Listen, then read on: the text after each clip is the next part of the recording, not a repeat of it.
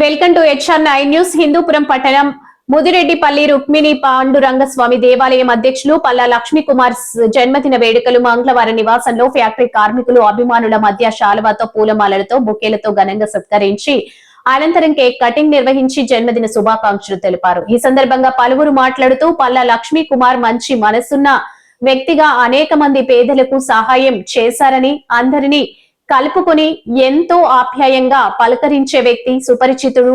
శ్రీ లక్ష్మీ నరసింహస్వామి ఆశీస్సులు ఆయనకు, వారి కుటుంబ సభ్యులకి ఎల్లవేళలా ఉండి నిండు నూరేళ్లు చల్లగా ఉండాలని కోరారు.